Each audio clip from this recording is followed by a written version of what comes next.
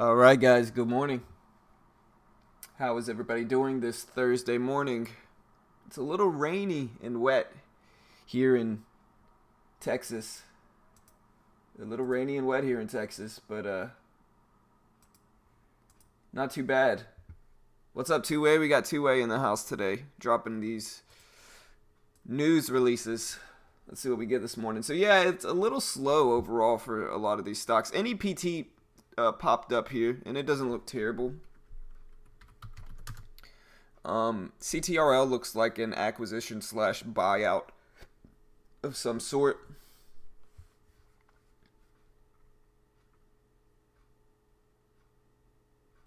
What's up, man? All right, let's catch up on the chat. What's up, Oscar, Sharma, Sonny, Bamboo, Two-Way, Illard, Scott, Shirley, James, what's up, brother? John Ennis, what's up, man? The Wolf, good morning. All right. Yeah, man, it's been a little wet here, man. It's been raining the last 3 days. We actually had my wife's cousin's graduation ceremony today.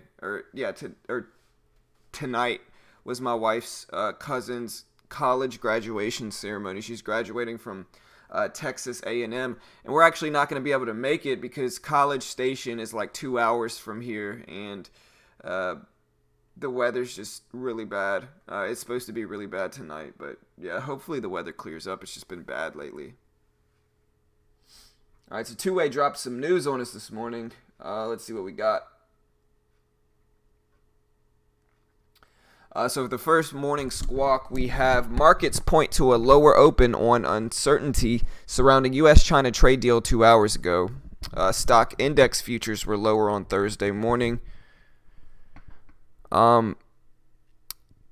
President Trump said China, quote, broke the deal at a rally Wednesday evening, fueling worries the U.S. and China relations basically will be unable to hatch a trade agreement before new tariffs go into effect at midnight.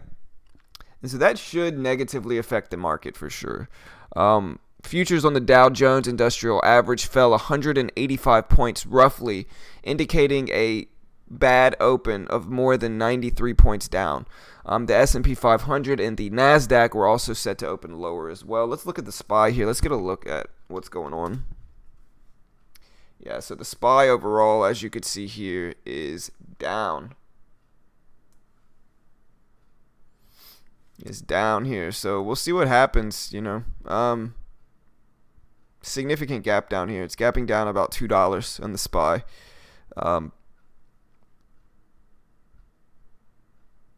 So the Dow is down actually about 540 points, and the S&P 500 has lost more than 2% this week after Trump threatened to raise tariffs on more Chinese goods over the weekend. WKHS is the first one we'll go ahead and look at since Two-Way's dropping this knowledge on us this morning.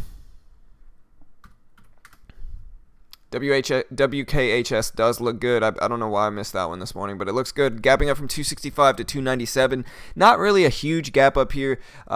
It's a little bit less than 20% gap up here, but it's still decent. And it went much higher. This is one that I always see a lot of the time. These look pretty weak whenever they gap up a huge amount and then basically fill that gap already. The previous day's close was right here. And so interesting to see what happens with this one, but it's already basically filled that gap, which is the previous day's close is right around that level there. So yeah, WKHS, GM is in the discussion with Cincinnati-based Workhorse Group to sell its Lordstown, Ohio complex, a float of $55 million for WKHS.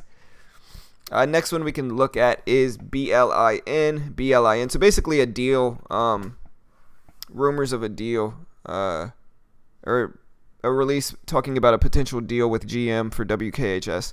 BLIN, Bridgeline showcasing newly acquired Celebro search product as a sponsor of the Magneto Image 2019 conference.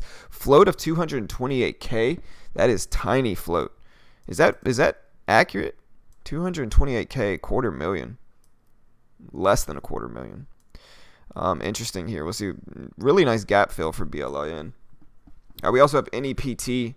NEPT looks pretty good here. Gapping up from 418 to 440s. Went as high as 488 in pre-market. It's up some still, though. Not bad. Not bad. Up about 30 cents or so. And for NEPT, they signed a definitive agreement to acquire the assets of hemp processor Sugarleaf Labs, a float of 71 million, so still a relatively small float, not huge, not necessarily tiny, but small. I would say a small float for NEPT.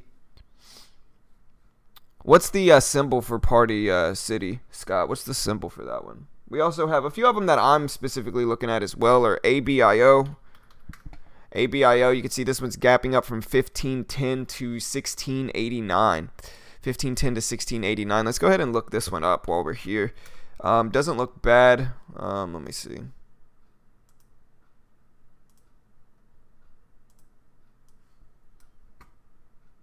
So yeah, we weren't able to drop our class. I'm not upbeat quarterly earnings, so positive earnings for ABIO. We'll see what happens with this at the open. We also have NBEV. NBEV gapping up from 510 to 530s. Cannabis stock, I'll probably end up watching that one as well. We can look at NBEV here and see what goes on with this one. So NBEV will be releasing its next round of earnings today. I'm guessing it already did, so NBEV must have had positive earnings here. We'll see what happens with it. We also have Roku. Big move on Roku. ROKU. Big move. Big gap up. I'm guessing this is earnings as well, right? That's what I'm assuming here.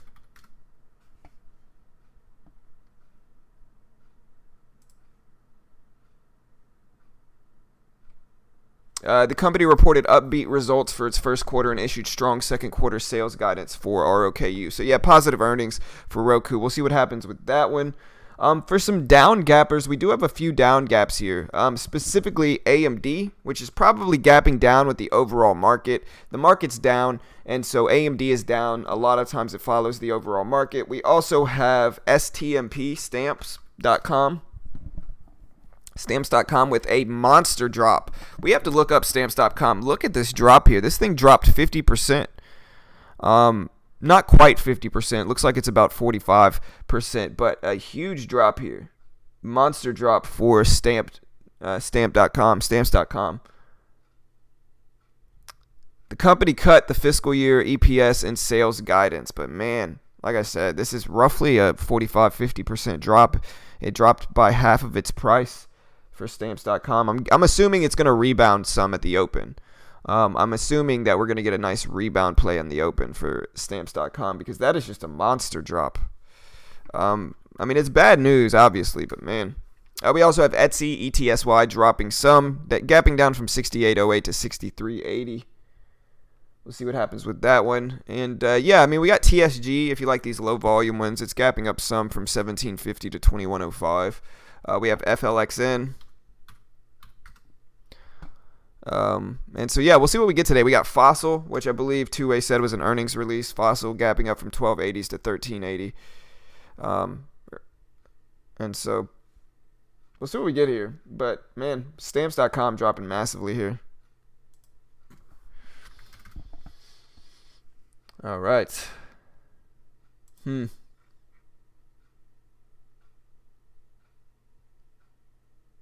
Yeah, man.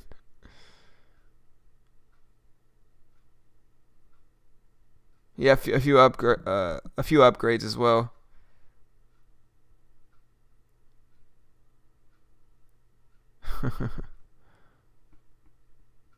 Rainy, snowing, cold, breezy here in Wyoming. Yeah, man. I mean, it's just been terrible weather. Honestly, my neighbors probably hate me right now because I've been trying to cut my grass, and my grass is like, I'm that neighbor that has like the long grass in the neighborhood that everybody kind of secretly talks bad about because we don't cut our grass.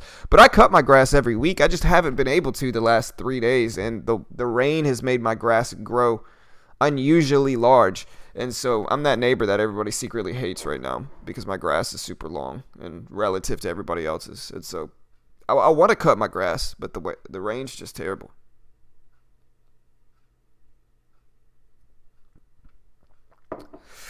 But yeah, look at stamps.com here. I mean, I'm pretty sure this one's going to bounce at the open. I mean, never 100%, but I mean, when this thing drops 50%, I know it had bad fiscal year guidance and stuff like that, but man, for this thing to drop 50%, PRTY is party. Yeah, man, Stamps been getting hit.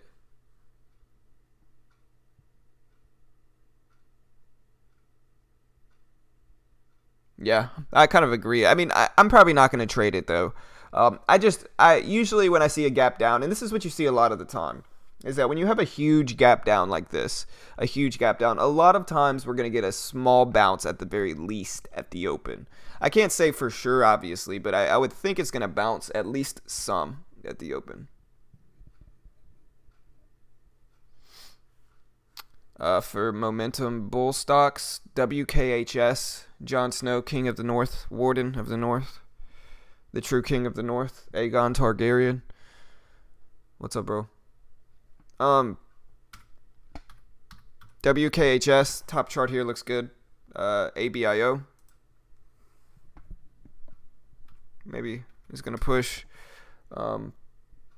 Yeah, but I don't see too much.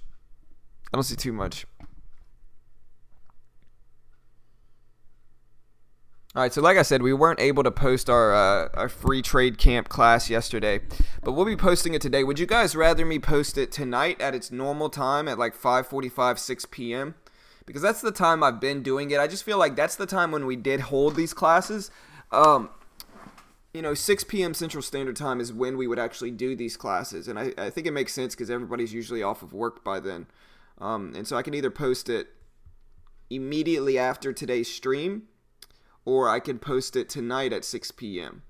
And so what would you all rather see? Would you guys... It's a psychology class. We have a bunch of psychology classes. And this one specifically is on managing expectations and trading. And so that is what we are...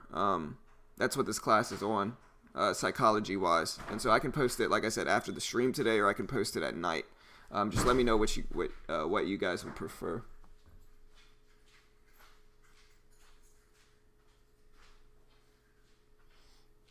All right, guys. PRTY. Yeah, I've actually dealt with stamps.com a lot. I have that Amazon business that I've been doing for like 3 or 4 years. That's mostly paid my bills so far, but and I use stamps.com. But when you're selling media products, the cheapest shipping route is USPS Media Mail. So it's U.S. Postal Service's Media Mail is the cheapest way to ship anything media related. It's just really cheap. And so if stamps.com ended their contract with the United States Postal Service, I could understand how that would be a big hit for them.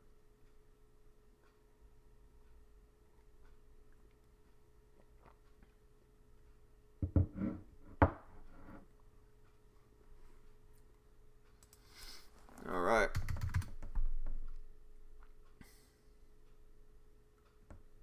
From Trump's tweet, great news for Ohio. Just spoke to Mary Barra, CEO of General Motors.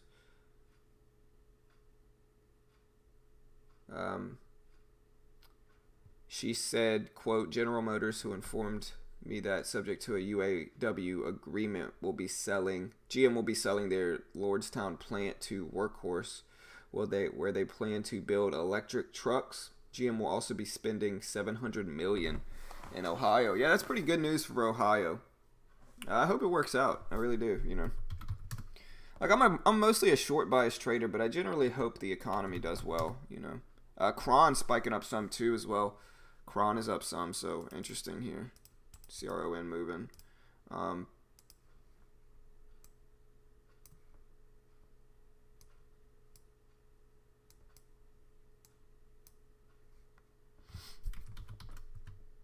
CGC looks okay.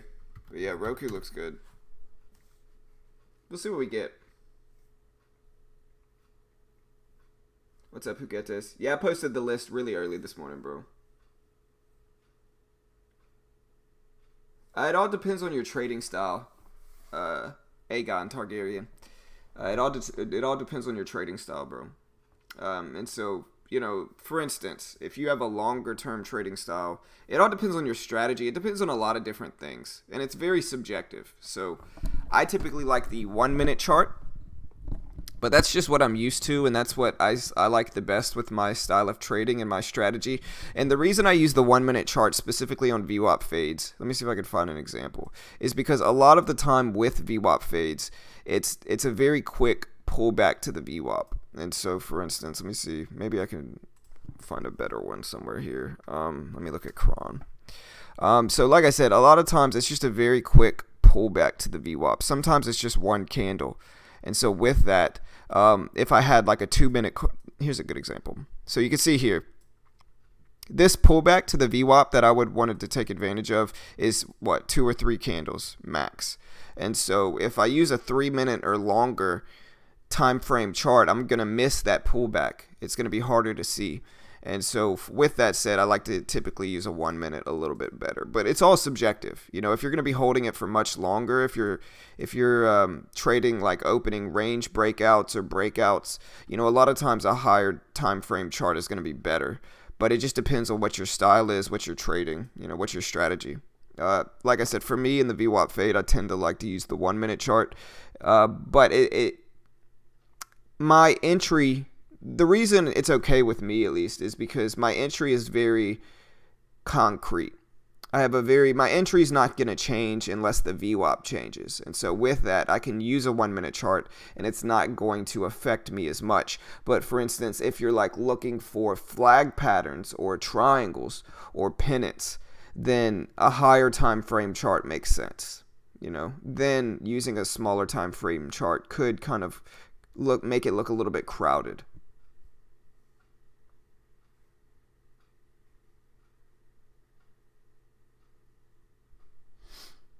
All right, so TBLT. Yeah, look at TBLT go here. TBLT, Tough Built Industries. Let's look up the news. Big move for TBLT.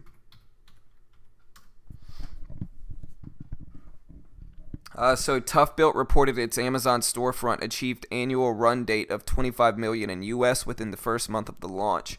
So they basically reported their Amazon storefront received a good run rate within the first month. Maybe a little bit of a fluff piece, I would say, but it's still up, and it looks like it has a lot of hype around it. So interesting here. For WKHS, like I said, I think the big level is this previous day's close right here at 266. But yeah, we'll see what happens with TBLT. Interesting.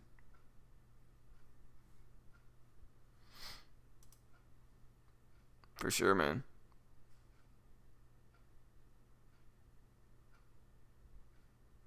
Yeah, I mean, honestly, like I said, with a lot of times with my style of trading, whether the catalyst is real doesn't really matter.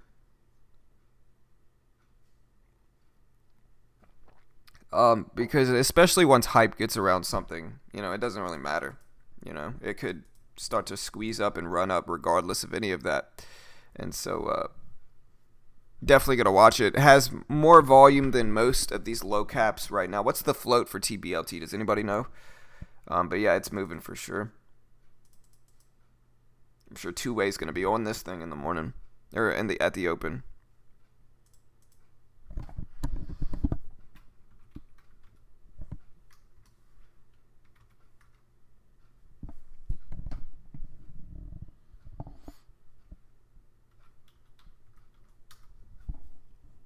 But yeah, market's getting hit today.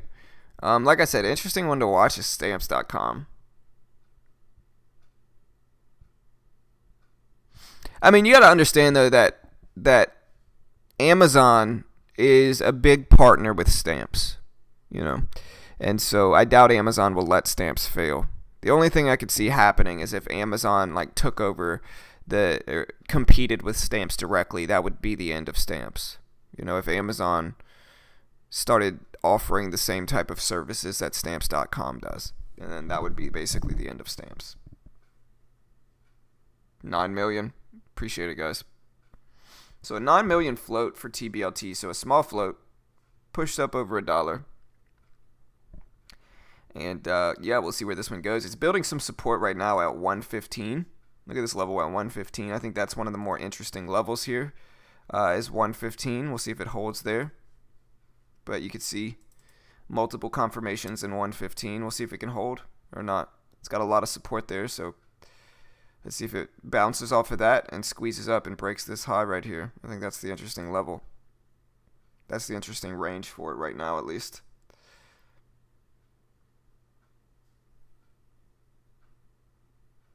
Yeah, man.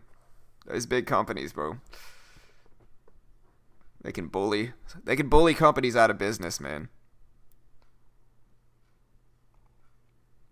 And if I was Stamps, that is what I would be scared of. At the same time, though, they kind of made Stamps.com. You know, for instance, like if Amazon wasn't around, there wouldn't be any Stamps.com. I should clarify. And so it's like they built them and they can take them down too.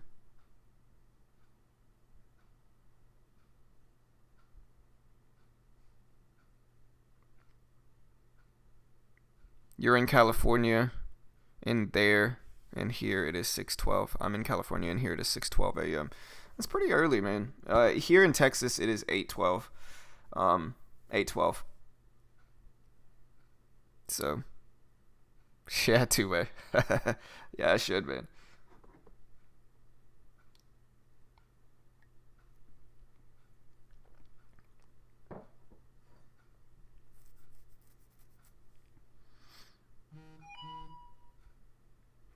So yeah, there goes TBLT. Like I said, that 115 level, big support level, and look where exactly it dropped. It bounced off of. And like I said, this is an important thing with support and resistance in general. You're just looking for confirmation levels here, and you got to bounce there, support there, and a support there, and then what happens here? Support there, bounces up. Like I said, I think this is the interesting range. But, it's interesting when people say technical analysis doesn't work. It obviously does. And, there's no way I'd be able to predict this bounce right here if it didn't work. But with support and resistance, you're just looking for confirmations. And that's a class. We have a class on support and resistance as well. I'll have to upload as one of our classes.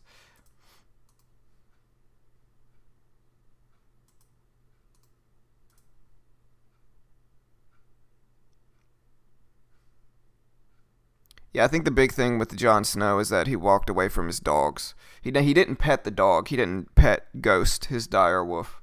Everybody's mad about it. Sorry, spoilers. Spoilers. Mute it if you don't like it.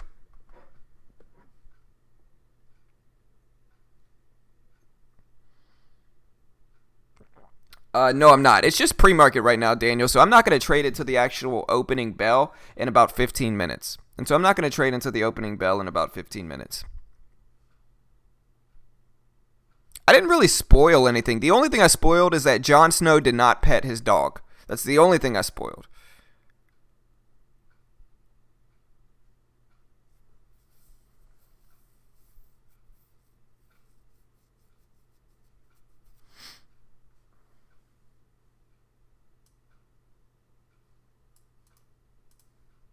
It's the only thing I spoiled. And, I mean, honestly, I'm excited for this next episode.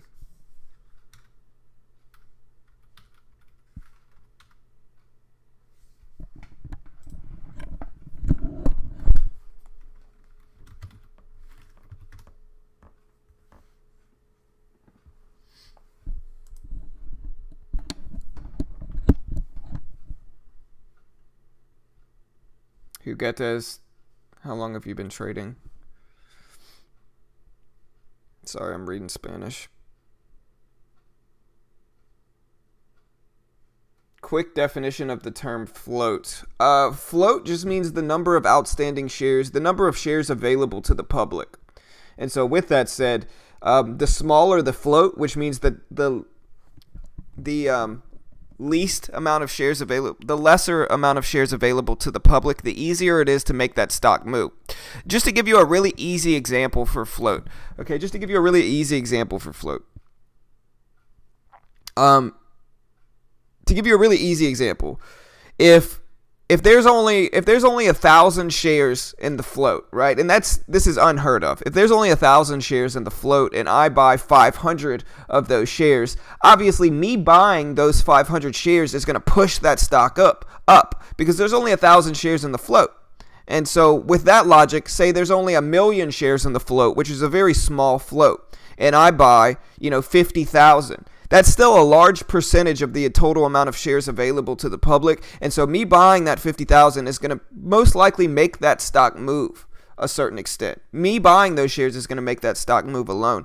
And so that's why float is relevant, because the smaller the float, the more volatile the stock is, because the less amount of shares that people need to buy to make that stock move and to manipulate that stock, if that makes sense. And so that's why float is important. And vice versa, if the stock has a huge float and the float is huge, say the float is 2 billion. If the float's 2 billion, even if I buy, 100,000 shares, it's probably not going to make that stock move at all. And with that, it's probably going to have a smaller range and ultimately be a little bit less volatile because the float is so big and it's just harder to make it move.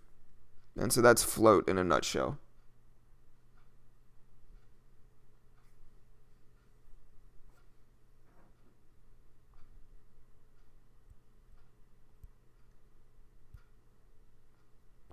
Yeah, WKHS is done. I mean, it just looks really weak. For it to gap up to 530 and then basically fill this entire gap. And I mean, it's still up, 30 cents?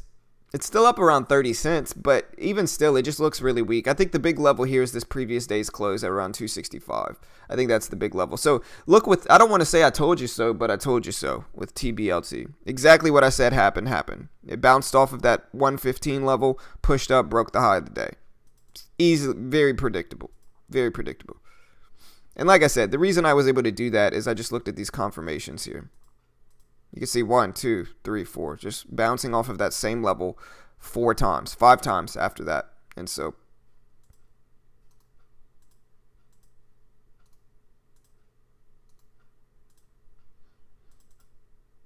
I kind of get the itch to trade these penny stocks again. It's been a while since I traded penny stocks. I kind of have the itch to do it.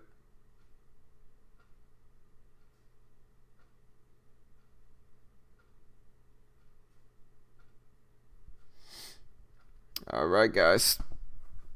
Out of the gate, TBLT red to green move for a push over the pre-market high. That's too late. It already did.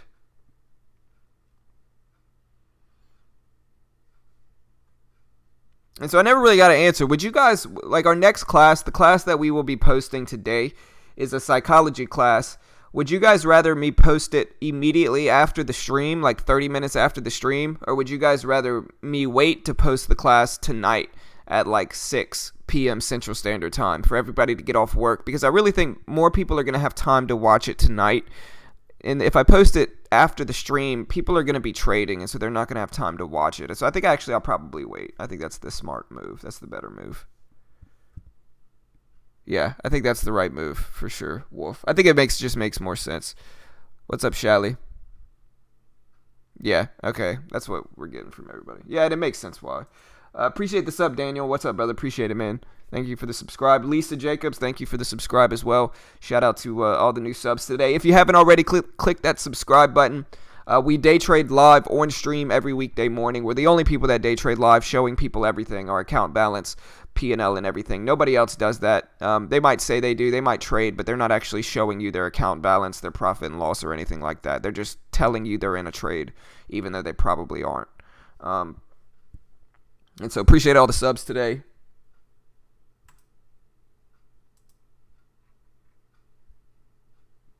All right, guys, we got about 10 minutes left. 10 minutes. Let's do this. Join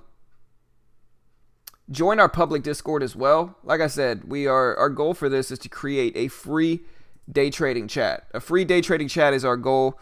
If you're interested in checking that out and being a part of our public Discord, following along with us with our classes, and helping us create this free day trading chat. We almost have over 300 people there just in the last few weeks. And so check it out. There's the link. If anybody wants to be a part of our free day trading chat, there's the link. Check it out.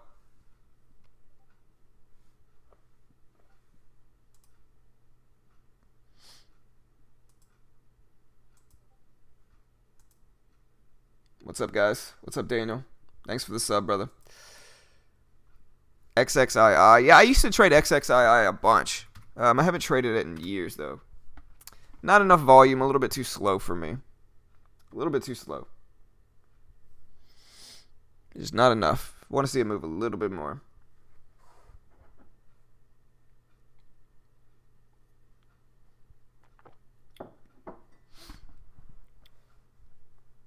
Alright. So we'll see what we get. Hey, welcome all the new people to the Discord. Welcome, guys. Welcome. And I think we broke with that. I think we broke. We did. We are exactly at 300 or 301.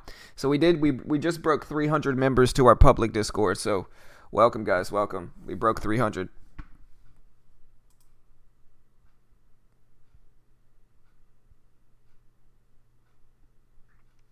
Let's do this.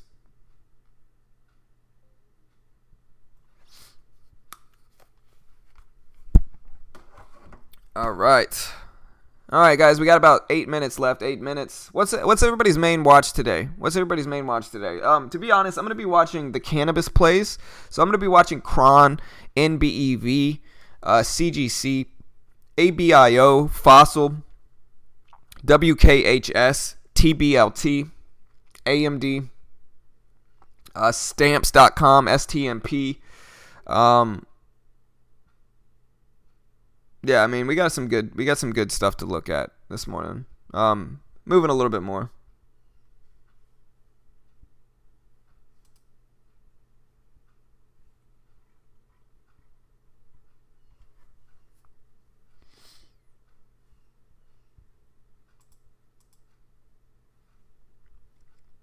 I see a lot of people use market orders on Thinkorswim and don't get the right price. I mean, I think if you're on a conventional broker, market orders are dangerous. I'm on TEFs, and so it's a little bit different with CFD trading, and so I'm not necessarily restricted to using limit orders, and limit orders typically get filled a little bit less, but market orders give me pretty decent fills. Now, with regard to a conventional broker like Thinkorswim, I mean, when I used to trade on Thinkorswim, I would almost solely jump in. If I was long, I would jump in on the ask, or try to get it in there right between the bid and the ask is what I would usually do on Thinkorswim.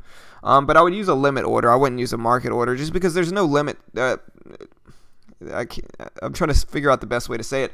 There is no ceiling for a market order. Yeah, you're supposed to get filled at the best possible price, but there's no protection in there. At least with the limit order, you have to get filled at that price or better. And so there's some protection in a limit order. With a market order on Thinkorswim and any conventional broker in general, you're not necessarily protected as much as you are with a limit order. And I think that's why limit orders are good practice. Like I said, I use market orders on TEFs, but that's a little bit different at CFD trading.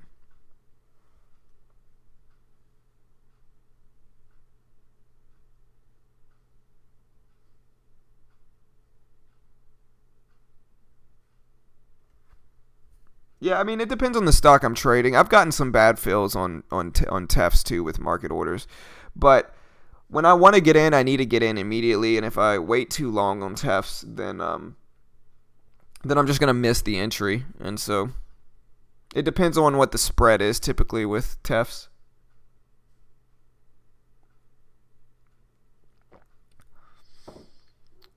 All right, guys, we got about 5 minutes left, a little bit under 5 minutes. So let's get this rolling here, guys. Let's get ready for the trading day.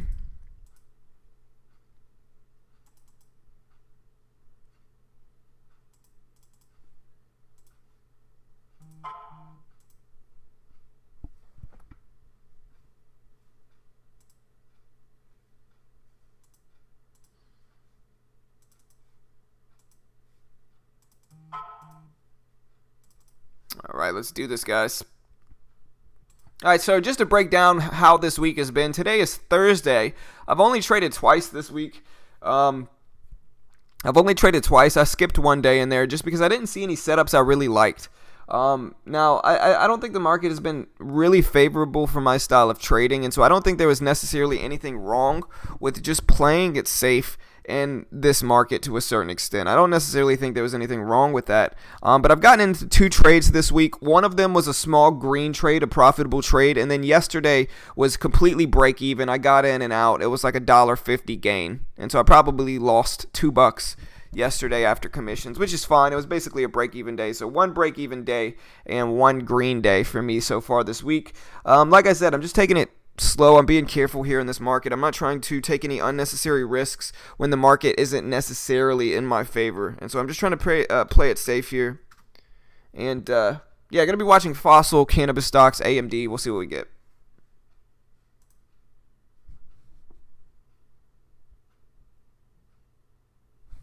What's up, Jay? What's up, brother? We're supposed to use limit orders, not market, and that's what day trader does, is fight for the best price.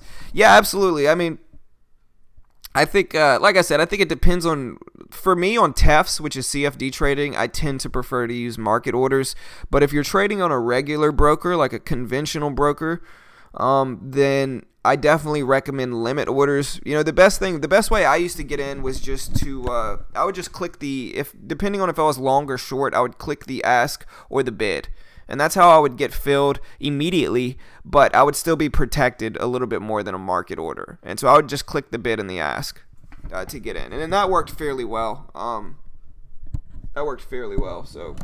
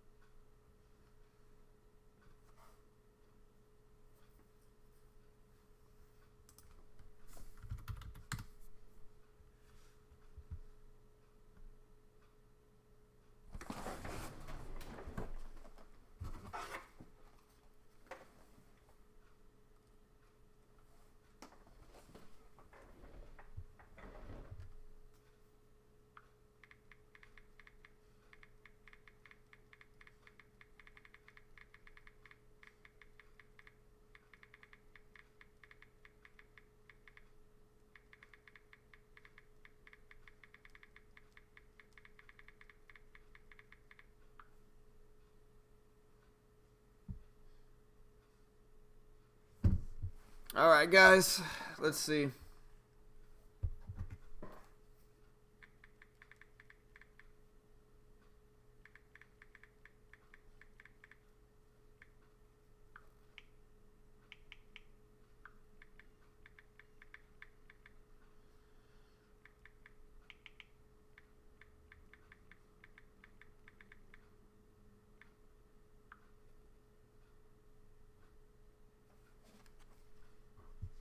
All right, guys, we got we got a little bit over a minute. Let's see what we get today in this market, guys. Let's do this. Let's see what we get.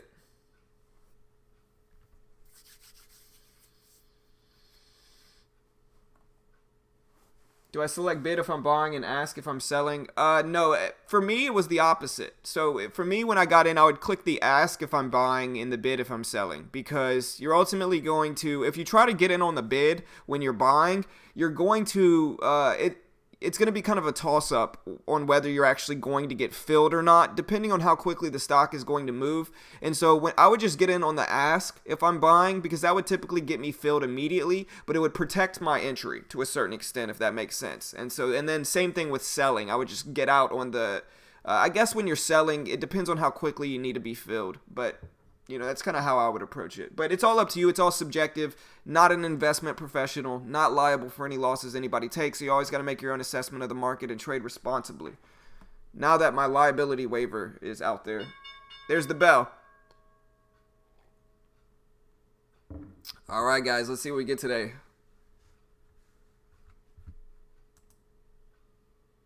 All right, AMD popping up here. AMD popping up. Stamps is dropping, surprisingly. NBEV is break even. Fossil filling some of this gap here. ABIO.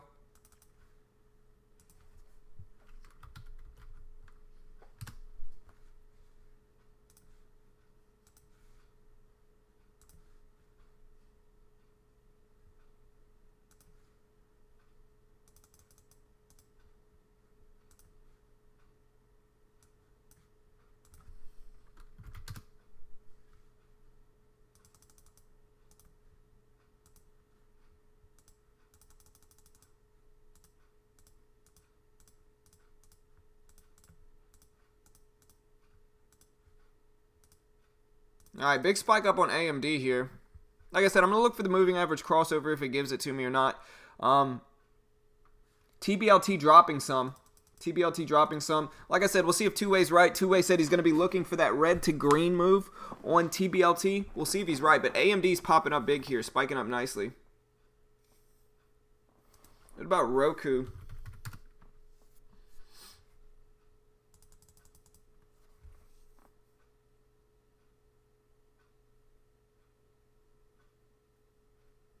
All right, guys, we got AMD spiking up here. Like I said, we have this resistance level right around 26.95, 27.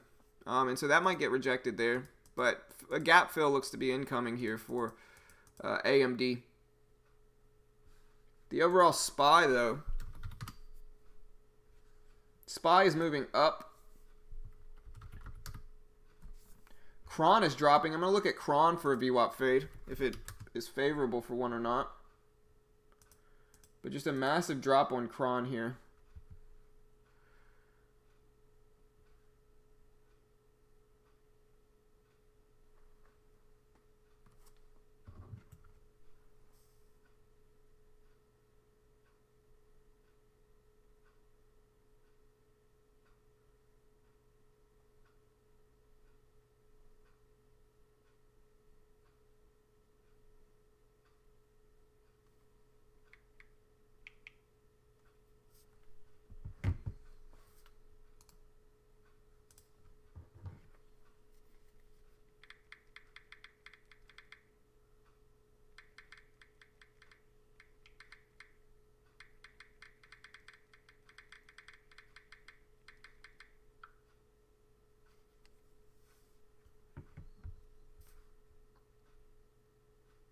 All right, so big spike up on AMD. Like I said, I'm looking at NBEV and Cron. Both of those don't look terrible for VWAP fades. NBEV and Cron, they're both. Look at Cron though. This is a massive drop for Cron. It's already dropped $1 already. It's just about where to set my risk. So if it bounces back up to the 1550s, where to set my risk here. It's just such a huge range, but I don't mind. Let me remove some of this.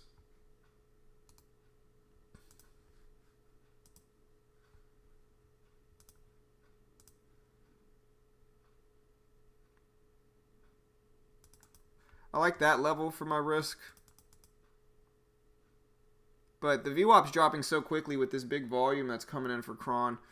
I'm thinking I might want to use something else like 1560 here. If it drops enough, I could even use the previous day's close. All right, big pullback for AMD. Could be a VWAP bounce here for AMD.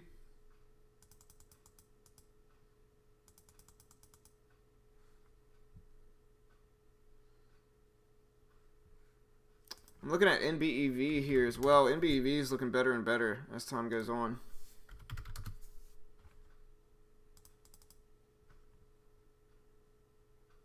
I mean, my risk would be about 5 cents. I would have to use the high of the day, which I don't really necessarily like doing, but it's good risk reward. It's about 20 cent or 10 cent reward, 5 cent risk, and so I don't necessarily hate that.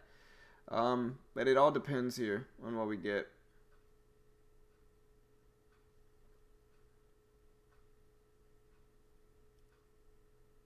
It also depends on the spread.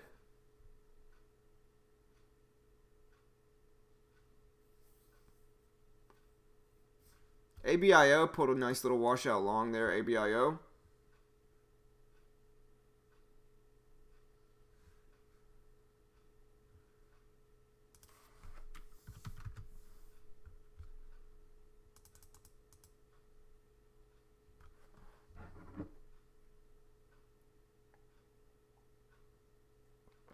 Alright, so the SPY pushed up originally, but it's dropping now actually.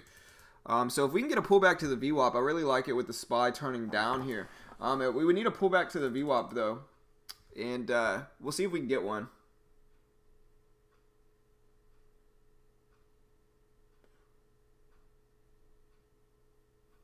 What did WKHS end up doing? Nice two-way. Congrats, brother.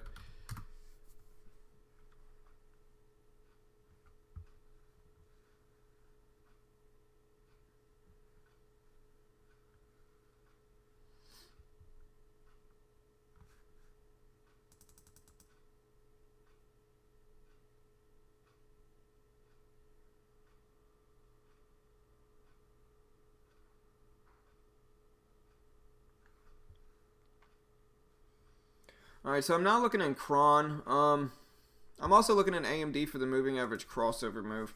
Now,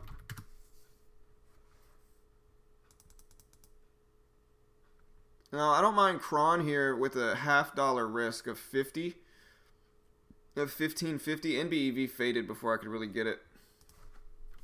And so now I'm looking at Cron here.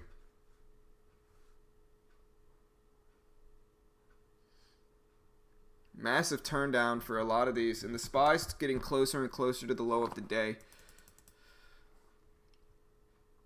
And so I don't hate this 1550 level right here for a 25-cent risk if Cron can get up there. And I really like it because it's the previous day's close as well. And so if it can pop back up to 1525, I'll definitely take Cron here. And like I said, use that previous day's close as my risk. Etsy doesn't actually look too bad here as well. Etsy, ETSY, but it doesn't look bad here for Etsy. It's just where do I want to set my risk for that one? TBLT is fading.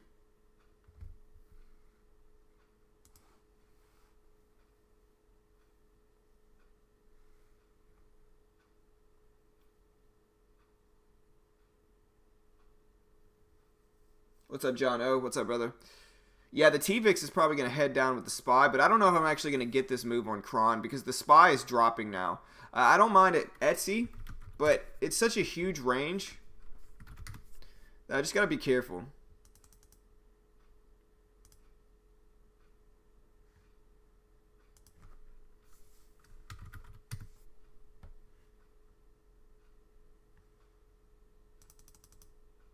And Etsy might be a little bit too late. It's also really spready. SQ won't be terrible if it can get up there. TBLT actually faded really nicely. Really beautiful VWAP fade there for TBLT. SPY rebounding here, so this may be able to give me my entry here. On Cron at least, but I would have to use that previous day's close as my risk. At about 1546 right here.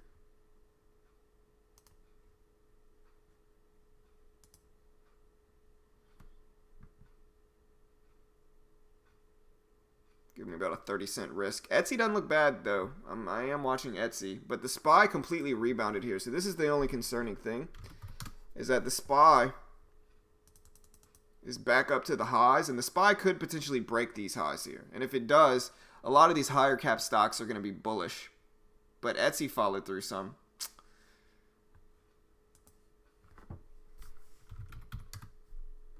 Yeah, Roku squeezing up big here today. But yeah, this is the short I was looking for on Etsy. Unfortunately, I just didn't get it.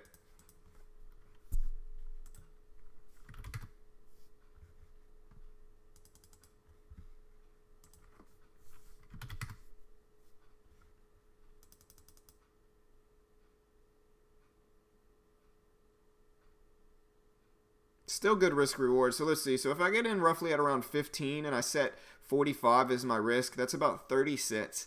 And then from 15 down to 75 would be 30 cents. And then from 75 down to 50 would be 25 cents. So it would almost be 2 to 1. The one I'm the most bummed out about is Etsy. I called that one out. I really like that one. And it followed through beautifully. It's just one of those ones where it's so and so for me. The more that Cron drops here, though, the worse it's going to be. I'm also looking at SQ.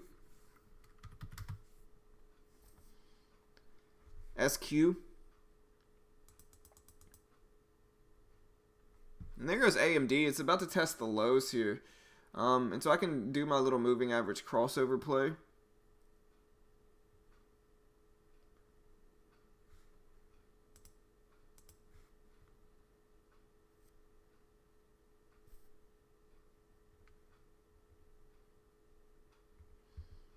Alright, well, Cron's dropping some, and so I should probably change my risk here.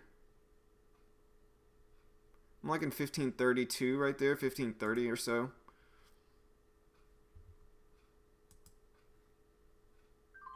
Alright, so I got in the moving average crossover play on AMD. Maybe it's a little bit early, but I don't hate it. I mean, it's a paper trade, and we're just testing the potential for the moving average crossover play. I like it because it just broke the low of the day, and so that's a little bit more interesting, but Whether it actually works is a different story. We'll see.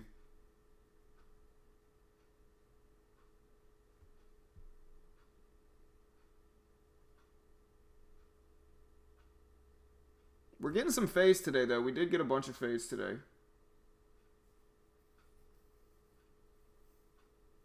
Yeah, I'm looking at Cron for sure. But it's the only concerning thing with Cron is my risk reward. It's the only concerning thing for it.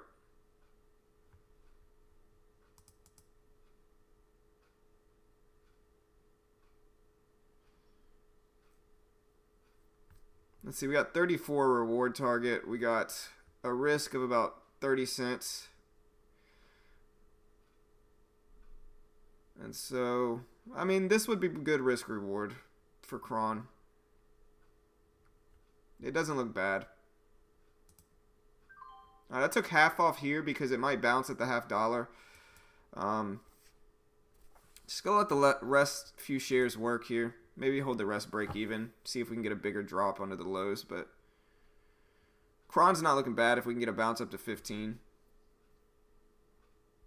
SPY's looking weaker and weaker as time goes on, though. The SPY's about to break the lows again.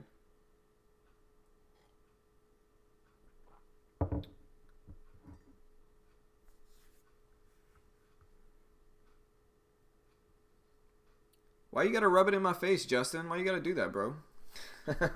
Nah, I'm just joking, man. Nice work, brother. Happy for you, bro. Happy for you, man. Congrats, brother.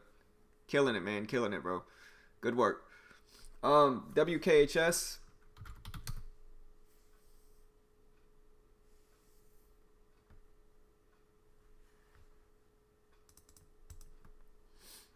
No, you download the TEF software. You download the software. So, yeah, you download the software on TEFs. Within a few days after paying for the package, they'll send you an email with the download link. At least that's what happened with me.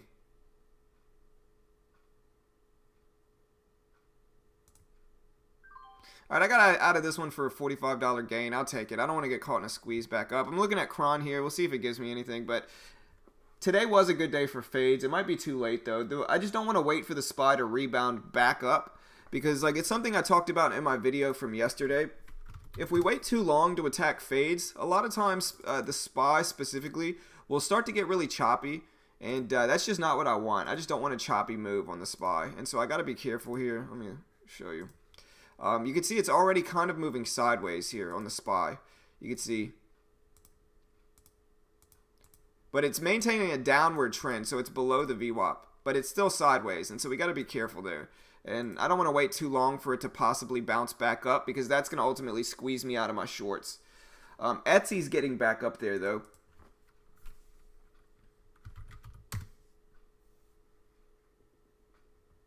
No, I'm just joking with you, man. Honestly, brother, I'm happy for you, bro. I really am. I'm not mad at all, bro.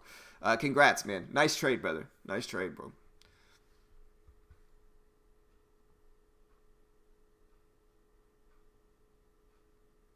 I'm looking at CGC. I mean, if CGC could get up there, I'll think about it.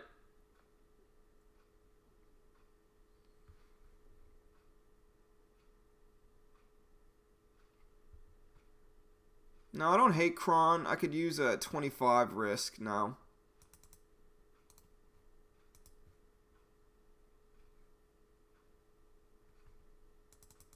In Etsy, I mean, if it gets up to 83, I could potentially use this high as my risk on Etsy too.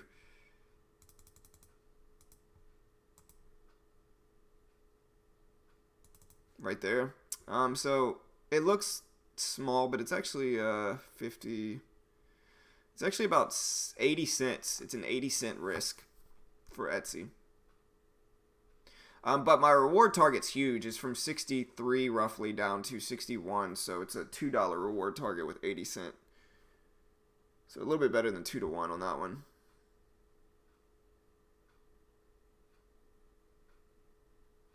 Right, 100% Wolf. Yeah, man. I mean, that's just kind of how it goes. SQ ended up fading nicely. We're getting some decent fades today, honestly. Now it's just waiting for the pullback to the fades to see if it does me right. But being patient, not going to force anything right now.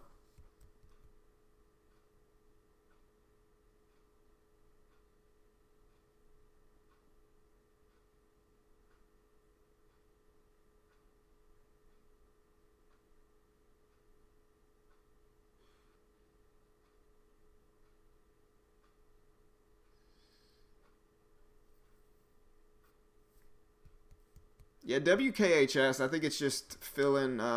It broke the big level here is, like I said, it broke under that previous day's closing price for WKHS. I think the next level for WKHS is this level here, right around $2 is the next level, I think. All right, so from 92 up to 22 is 30 cents. So it's about 33-cent risk, and then from 92 down to 30 is what, 60 cents. So still good risk reward for Cron.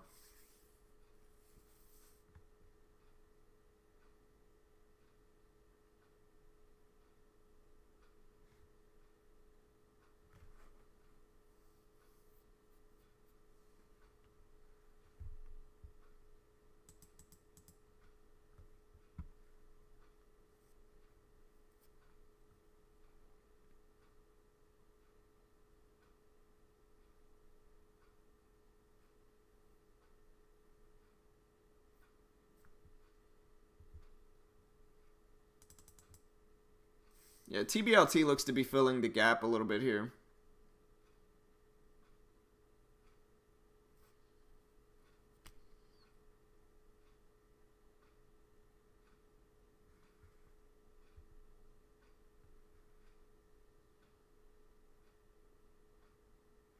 All right, so at this point, my risk is about 35 cents for Cron.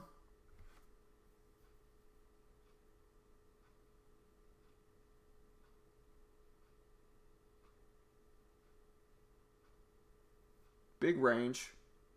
Still looking at CGC. I don't really hate CGC here. It would have to get up to 47.60, but it's got a lot of resistance above that, and I could use this level here at 75 as my risk. So it's only about a 15-cent risk reasonably, and then from 60 down to almost 20 is what is that, 40 cents, and so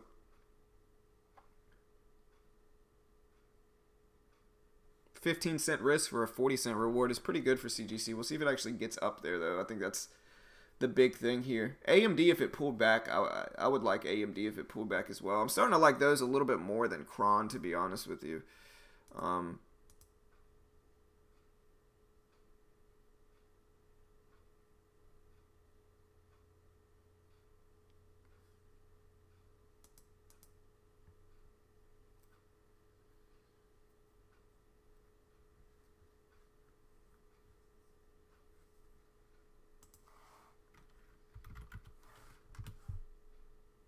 Yeah, ears popped up. Pretty low volume. Pretty low volume for those though.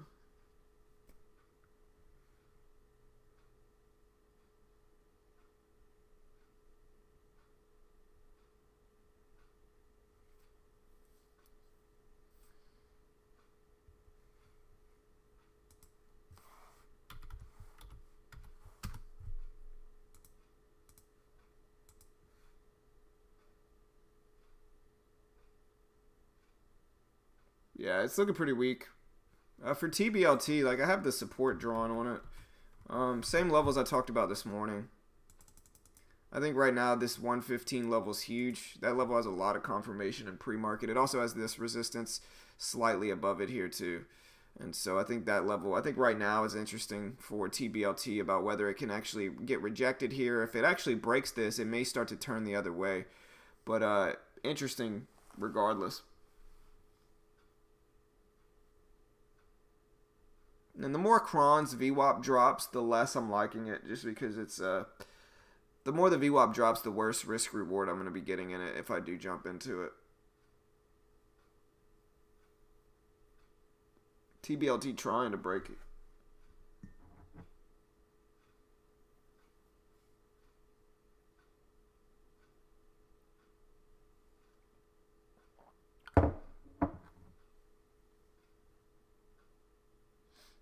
Yeah, I didn't get any trades either. While I'm sitting here waiting, if anybody wants to use the same broker that Mitch and I use, TradeNet currently has one of the cheapest sales that I've ever seen them offer right now. You can get the intro package for $350. So you can get the intro package for $350, which is 30% off, and it's super cheap because the intro package comes with 14K in buying power to trade with. So you can day trade with 14,000 in buying power. There's a $700 max loss though. So if you go under 13,300, they close your account down. But having a $700 max loss is 2 times bigger than what you're actually paying for the package. And so it makes a lot of sense, and there's no PDT rule. And so new traders can day trade as much as they want. And I think it makes sense because it's much cheaper to buy a TradeNet package for new traders because they can get the feeling of trading with a decent sized account with no PDT rule. And it's much cheaper for them to do that than to deposit thousands into a regular broker like SureTrader. And like I said, I think most new traders are going to lose their first account anyway. And so they can, I don't think there's anywhere else in the trading world where you can spend such a small amount of money trading wise and get that much buying power with no PDT rule. And so I think TradeNet makes sense. TradeNet has haters, obviously. But like I said, I think it's good because most new traders are going to lose their account anyway. And I think this is a way for them to trade without risking as much. Because I think what route new traders typically take is like they deposit $1,000, $2,000, $3,000 into SureTrader, and most of the time they're going to lose that. And so with TradeNet, it can give them the feeling of trading with a bigger account. And there's no PDT rule. You can day trade as much as you want. Plus, commissions are cheap if you use small sizing. Like if I use less than 300 shares, my commissions are like $3, $4, $5 maybe for a round trip. For a total round trip, it's like $3, $4 to $5. So it's pretty cheap. If you're interested in checking that out, there's the link in the chat right there. There's also a profit split of 70-30, and so it's similar to a prop firm. But like I said, I think, so they keep 30% of your profits, only on profits though. So if you're not in the green, they don't take it away from you. But there's the link in the chat right there.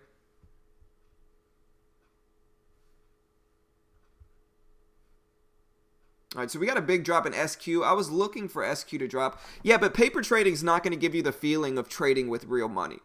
A lot of people try to emulate real money with paper, and it's just not the same. You can paper trade all you want, but you're not going to get the actual feeling of trading with a live account.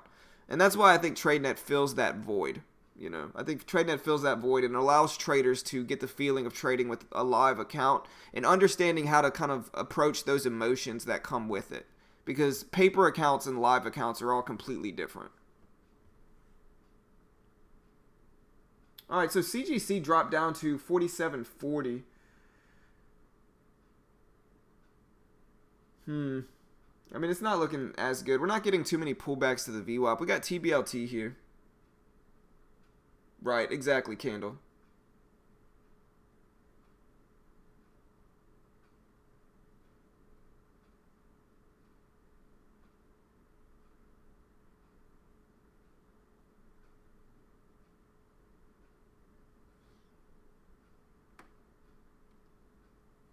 And I mean, to be honest, like I said, I think most traders are going to lose their TradeNet account too.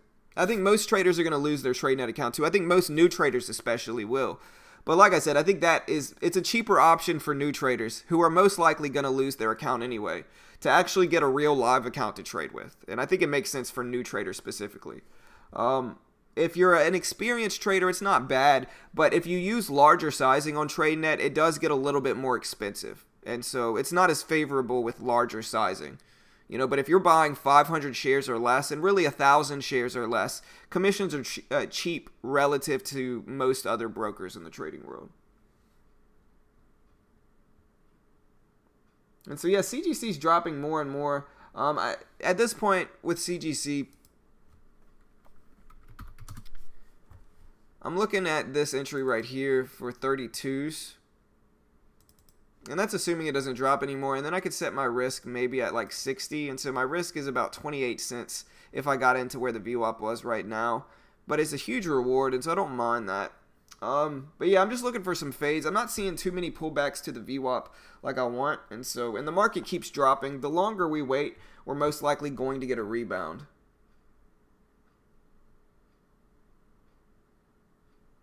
Right, well, paper trading isn't pointless. So paper trading is good specifically for testing out strategies and conditioning your trading plans. Like you're going to want to trading, a lot of it is about conditioning. So it's just doing something over and over and over again until you reinforce good habits.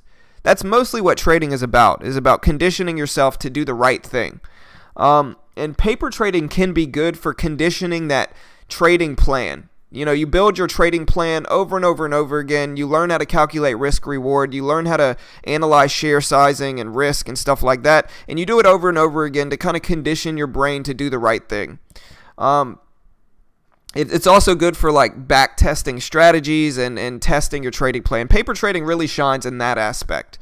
But what it's not good for is emulating a real trade, because the emotions are going to be completely different. You do not care if you lose on paper, no matter how much you want to pretend like you do. You know, everybody knows paper trading. You just kind of throw an amount up there and you're not actually worried about that amount, you know.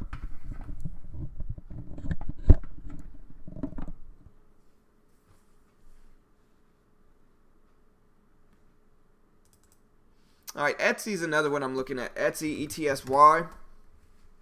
I like it. It's got a lot of resistance above it. I would have to get in here with a risk of, I don't know, probably 63.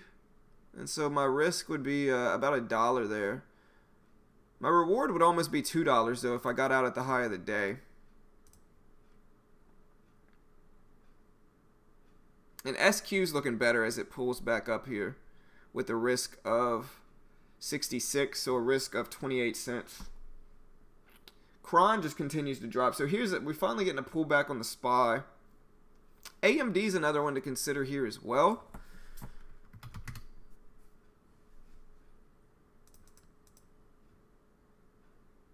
With a risk of 65. I don't hate AMD there with a risk of 65, maybe 70, maybe 68. I'm starting to like SQ a little bit more here. Like I said, if I got an SQ, I would have to risk 66 here. But it's good risk reward for sure.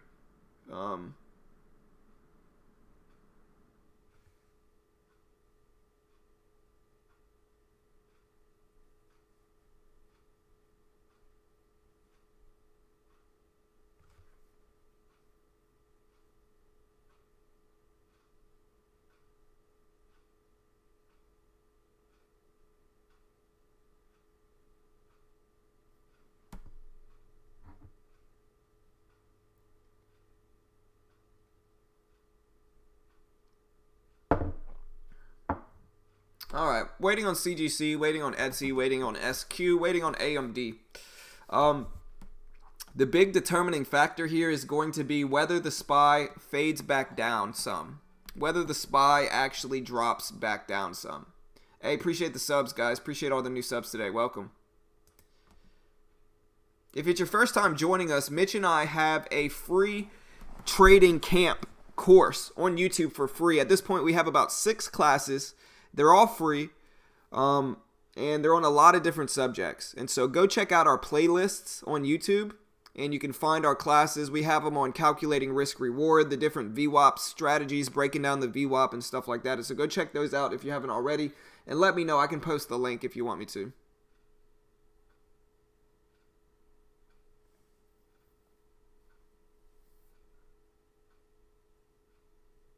All right, Etsy is getting a little bit better here. AMD too. Etsy has to get up to 62 though. In order for me to take Etsy, it's got to get up to 62. Or my risk reward just isn't super favorable. The only reason I don't like it is because it has this level here, and if it breaks that, it could be bullish, and it's effectively putting in higher highs if it does break that level.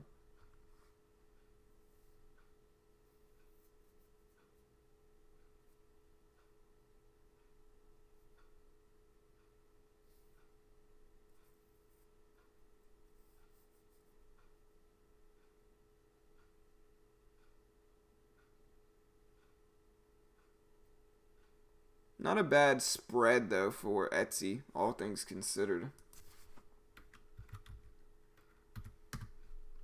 Honestly, though, I'd have to buy like 25 shares.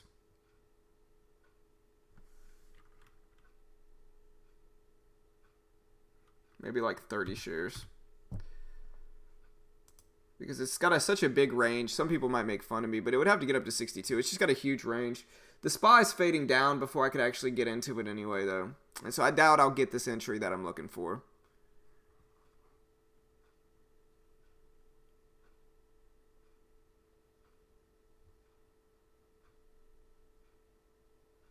The SPY's dropping, and so I don't think I'll actually get my entry unless Etsy can pop back up here.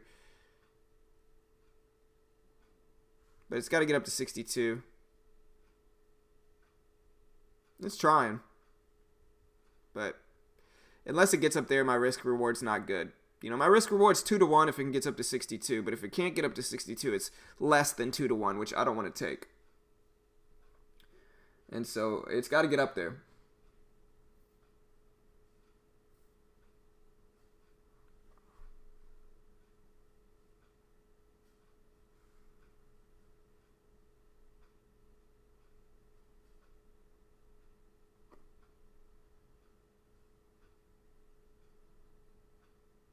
Alright, so it's getting up there to 62s. It's getting a little bit better for my risk reward here for Etsy.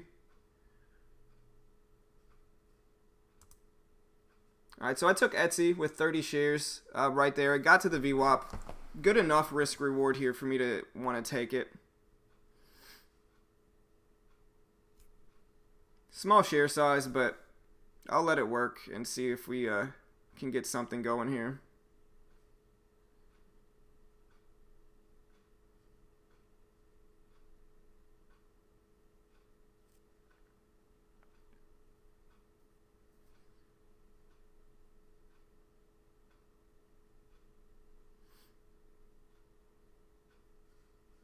Alright, SPY's getting close to the lows here. Obviously, for this one, I would prefer the SPY to break the lows, and hopefully that would drag Etsy down some.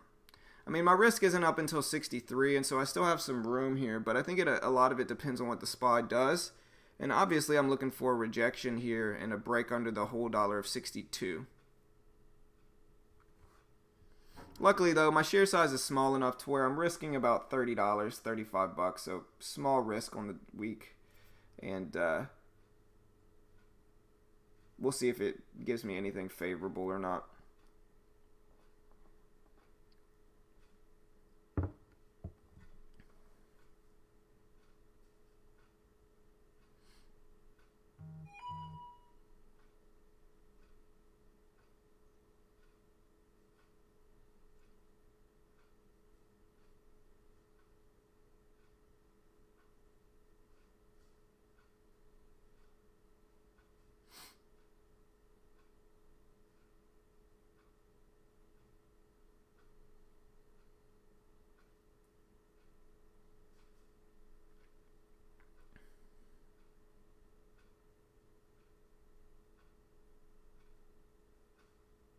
Alright, SPY might be breaking the lows here, though, so hopefully that'll be good for my trade. But the SPY might break the lows here. It's trying. It's down to 284s. And so hopefully that'll be good for me. I mean, I don't mind this one because it's got a lot of resistance above it here. It's got resistance here, here, you know, maybe some right there. And so it's got a lot of resistance above it. And in order for this one to really squeeze up, it has to break all those resistance levels. Now, it very easily could, because it did break this level here at 95, but I can let it work, and hopefully it does me right. If not, my risk is small enough to where I'm not super concerned about it. The only thing that's going to hurt me in this trade is if the SPY starts to rebound here, and that ultimately squeezes this one up. But my share size is small enough to where I'm not super concerned about it regardless. It's a pretty small size in this trade, and so if it squeezes up, you know, I'll be alright.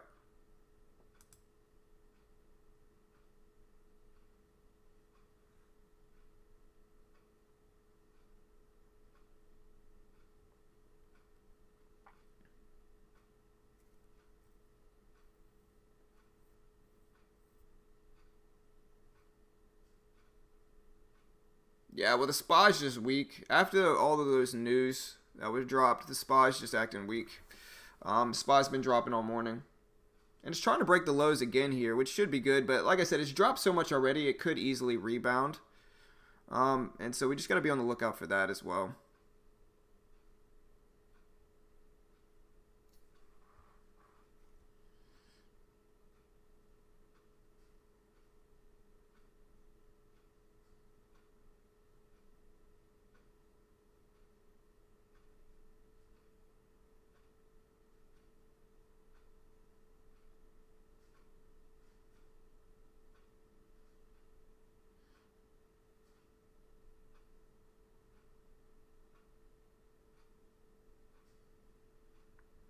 All right, there's 60. So at this point, I got to be a little bit more careful with it. It's starting to break these whole and half dollars. And so, like I said, I got to be very careful about this $63 break.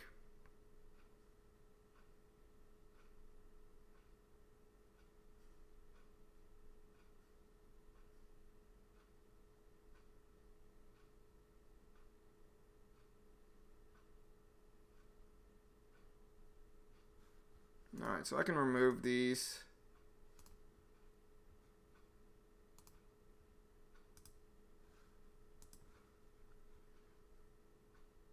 All right, and this is where I got to be very careful here.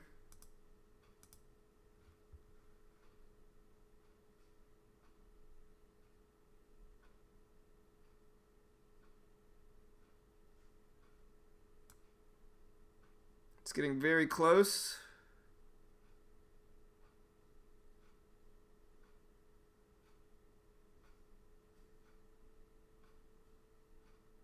Hands over the cover button just because it's pretty close to my risk. My risk was 63. It might test the risk, but it also might immediately push back up and break that $63 level. And so I just have to be extremely careful with this one and just be ready to exit the trade, because if it squeezes up over this one, it could really squeeze me out fast.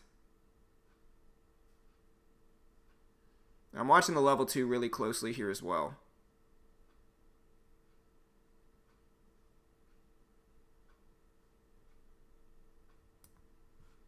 All right, I got out of that one. I could see it, the squeeze coming here. And so I got out of that one right before 63.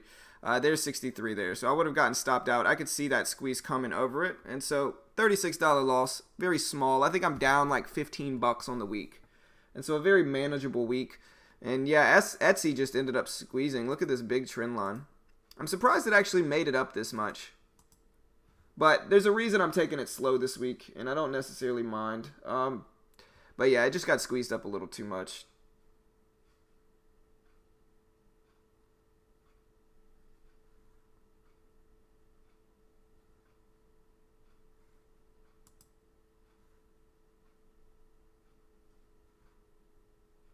Maybe it's going to run into some resistance there, though, but I just don't want to risk that.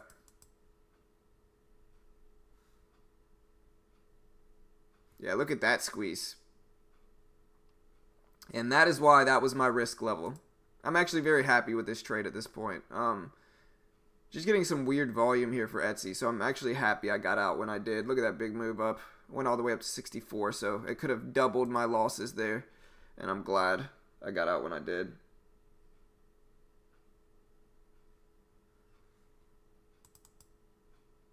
I don't know if I'm going to trade again today. Honestly, one thing I have been taking, and I'll probably include it on my video this week, but the moving average crossover strategy, specifically on AMD, has been working extremely well the last few days.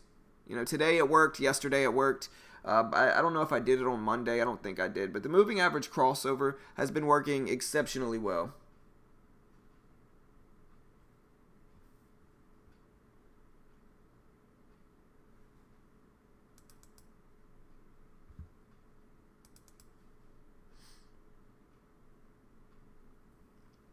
All right, so I got to figure out what I am this week. So I think I'm down 15 on the week, but last week I did have that $300 plus gain on CGC.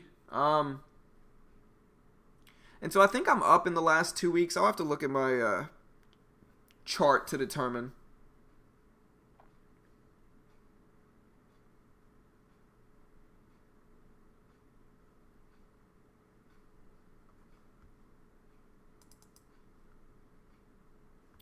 And so we'll see if I trade again today. I'm not sure. What was my reason for entering Etsy? It was a VWAP fade strategy. I mean, there's a few different reasons. When it got up to this VWAP here, it had a lot of resistance above it, specifically here at 63. And it's just the strategy I use. So, like I said, my risk was right there. But when I got in here at the VWAP at 61.90s, you know, it had all of this resistance above it. It had 62.40s. It had these lows. If you look in pre-market, it has all of this level here. You know, this level down here. And so it just had a lot of resistance above it relative to everything else. And it's just one of the strategies I use. In this case, it didn't work out.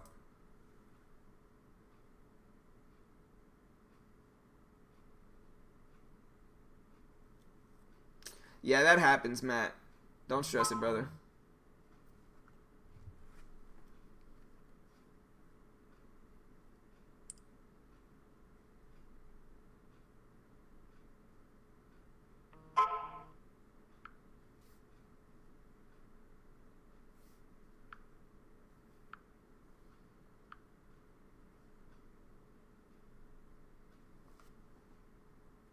And I mean, I could still look at SQ. I mean, SQ's getting up there. One thing that doesn't typically work well with VWAP fades, though, is whenever there's a big resistance or support level around the VWAP. And so, for instance, if it breaks that level, it could get a squeeze up, kind of similar to what Etsy did here. It had this level right here at 61.85, this top right here. And so when it broke that, it squeezed up a little bit.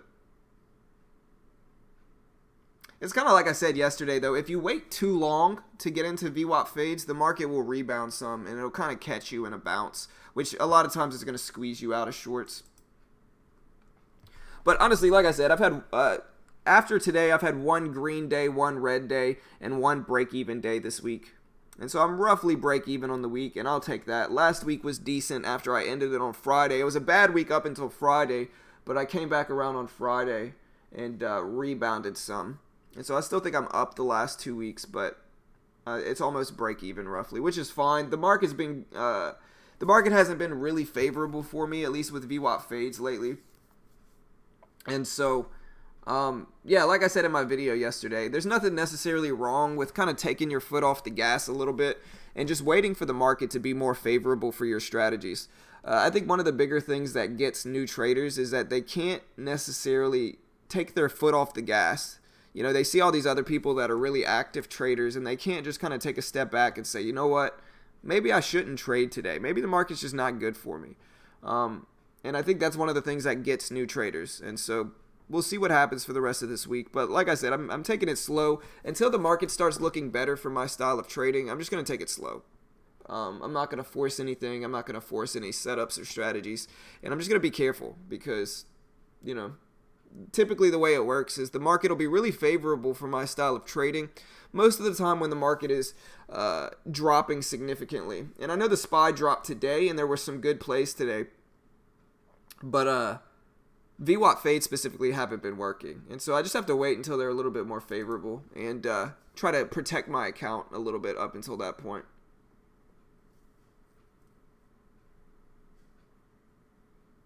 Yeah, 100%, man. Wait for optimal opportunities for what's in your playbook. And yeah, it's one of those things. Your strategy is not always going to work. Sometimes it's just not going to work at all. You know, like I think I went over it from March 1st all the way up until mid-April. I had like 6 or 7 profitable weeks in a row. So from March up until mid-April, I had 6 or 7 green weeks in a row. No losing weeks for 6 or 7 weeks. And in that time, I had like a 12, 13-day green streak, and it was all on stream. So I didn't actually have a losing trade for 2 weeks, over 2 weeks of trading, really. And so, but then after that, you know, the market just wasn't great for it for a few weeks, and I had a few losing weeks. You know, and losing weeks will and can happen. And so at this point, I'm just kind of waiting for the market to be a little bit better for my style of trading. You know, the last 2 or 3 weeks hasn't been great. And so I've just been trying to scale it down some since then. And we'll see if the market starts to look a little bit better for it. And if not, I just got to protect my account. I think that's the right move. It's not working for me today so far. Yeah, for sure. I mean, you know, I think two-way, I think you're more of a long trader. And so today, I doubt today would be good for you, brother. You know, a lot of shorts, a lot of dropping in the overall market. And now I could look at SQ here. If I get into another trade, it's just going to be with very small sizing. It's just going to be with really small sizing. I can look at a SQ and CGC are the two I'm looking at now. SQ doesn't look bad. I tend to like CGC a little bit more, though.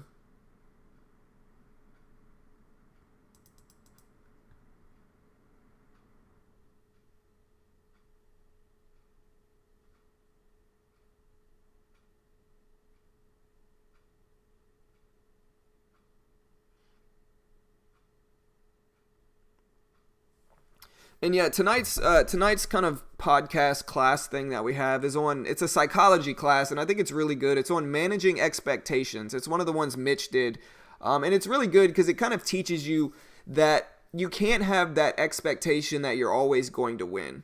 You know, a lot of the gurus out here and a lot of just YouTubers in general, they're only going to post their winning trades. They're not going to actually post their losing trades. And so, in a lot of new traders' minds, and you know, a lot of the more easily influenced traders' minds, they think that in order to be a good trader, you have to always be green. You have to constantly be green. And like I said, it's because a lot of these people are only posting their profitable trades. You know, you can have three losing trades and one green trade, and then you can just upload that one green trade. And so, but that's not a reasonable expectation for trading, is to have nonstop green trades. In fact, it's very common to have losing days, losing weeks, you know. And so that's what tonight's little class podcast thing is on.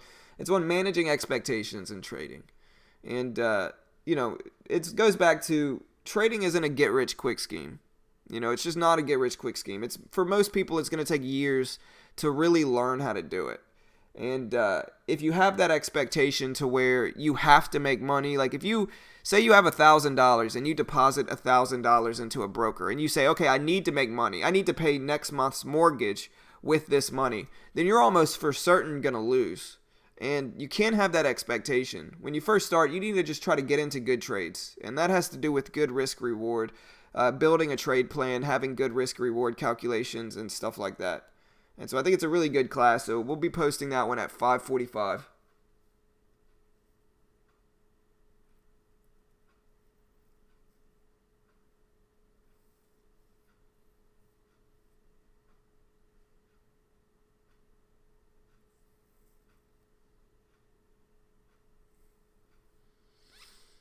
My Thinkorswim data is behind 15 minutes. Let's see.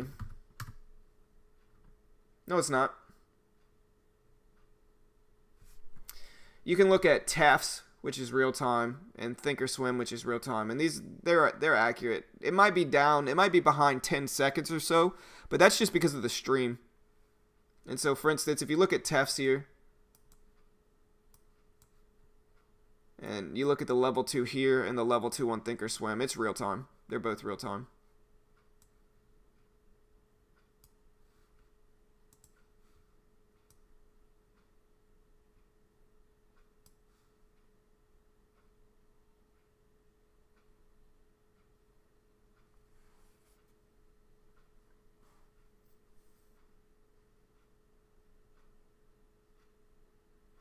Yeah, I mean, AMD's got some consolidation. You could trade a morning panic dip buy for AMD. I don't think that looks bad. You could use like the low of the day as your risk at like 2606. See if it pulls back to the VWAP up there at like 2640. And so your risk is like 14 cents. Your reward is like 24 cents. So not the best risk reward, but almost 2 to 1.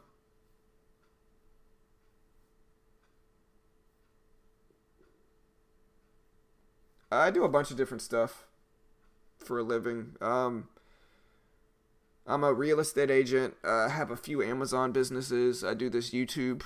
You know, I do a bunch of different stuff.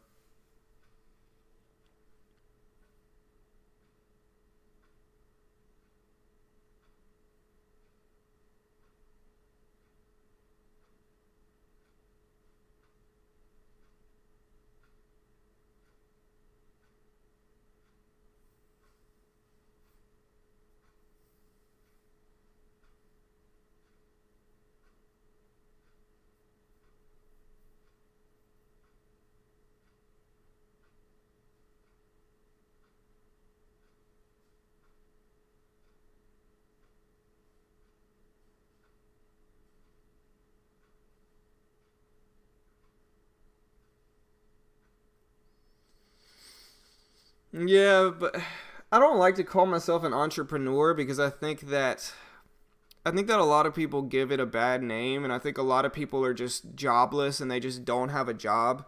And so instead they try to play it off like, "Oh, I'm an entrepreneur," when really they just don't have a job, you know. And so I don't really like to say entrepreneur. I just do a lot of different stuff, you know. People give entrepreneurs a bad name, you know, just because, like they said, they're unemployed and they want to sound like they do something, and so they say, "Oh, I'm an entrepreneur," when really they're just unemployed.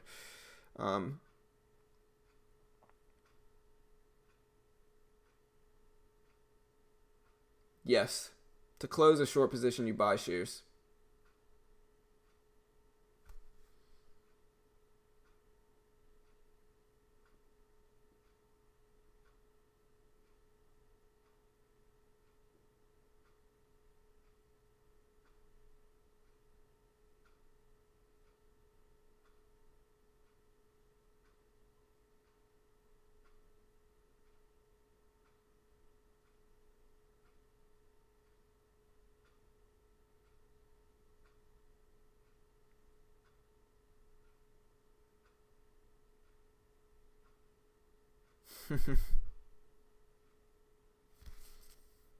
No, I mean, my kids go to school, man. My kids go to school. They're not here. I couldn't deal with my kids all day. Um, I couldn't deal with that. But no, I mean, like I said, I'm a real estate agent. I do a bunch of different stuff. But do I have a 9 to 5? No. But like I said, I'm a real estate agent here in Texas. I do a lot of different things. The key to wealth is to have multiple income streams, and so I just try to have as many as possible.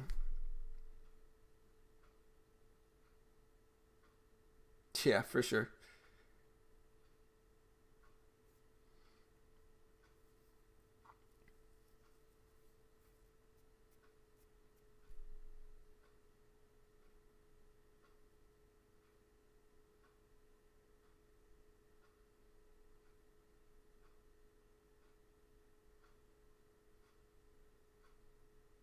Yeah, man, Spy's super weak. Honestly, it would be good for fades. Etsy just squeezed me out here. Etsy just popped me out. To be expected to a certain extent. I don't know if I'm going to get a pullback. This is one of those days when the SPY is so weak that I'm not even getting a pullback to the VWAP. I could have taken SQ there, but I didn't like that one for a few different reasons. And so we'll see.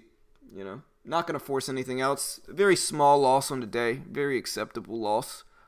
And so I'm just trying to have the selectivity and discipline to not let my emotions get the best of me. I think traders have to be able to handle losses. They have to be able to accept a loss in a losing day. And if they can't, then a lot of times they'll force trades until their account's gone. And that's not what I'm trying to do.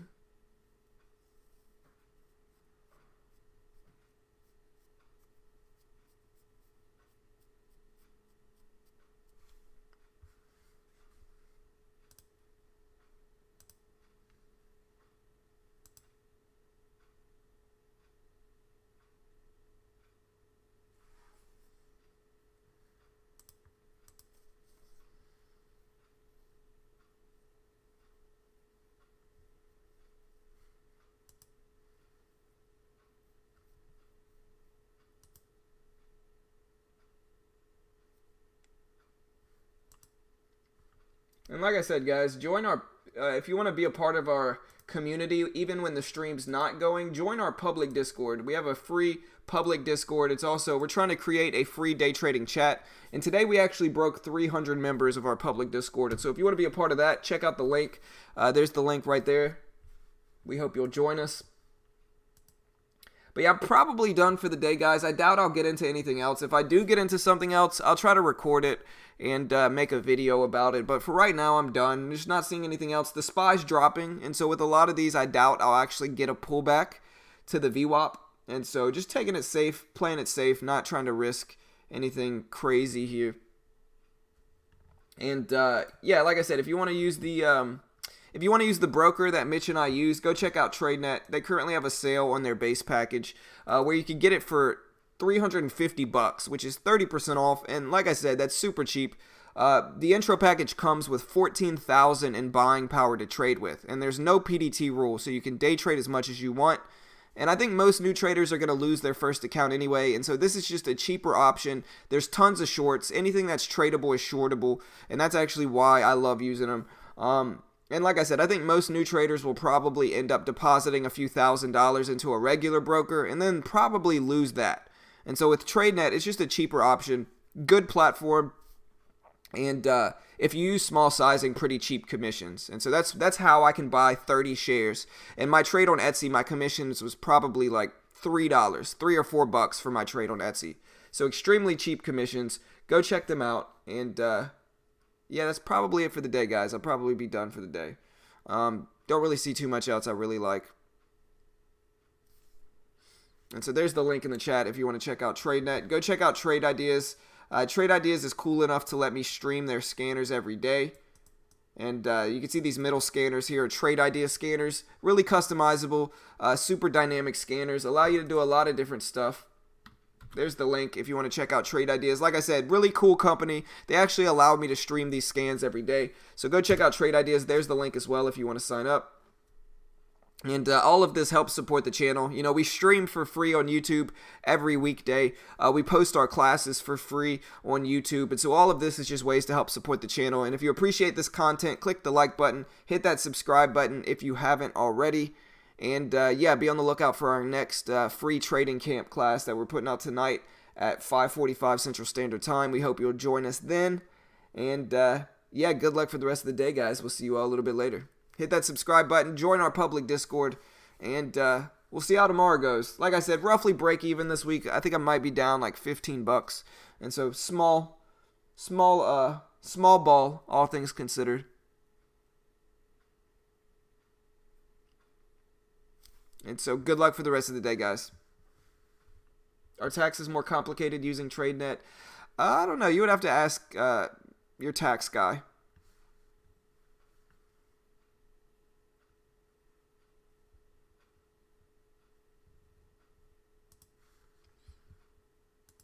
Later, guys.